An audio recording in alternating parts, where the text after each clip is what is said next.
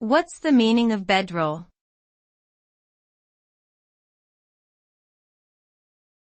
Bedroll.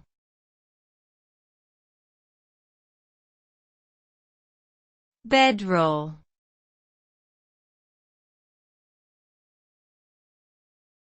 Bedroll.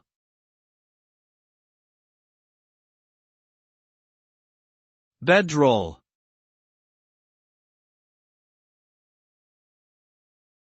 A bedroll is a compact bedding system designed for outdoor use, such as camping or hiking.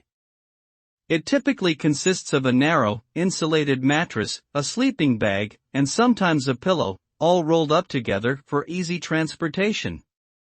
Bedrolls are often used in situations where there is no access to traditional beds or bedding, and they provide a convenient and comfortable way to sleep outdoors. They are also commonly used by travelers, especially those on road trips or long-distance bike tours, who need a lightweight and portable bedding option.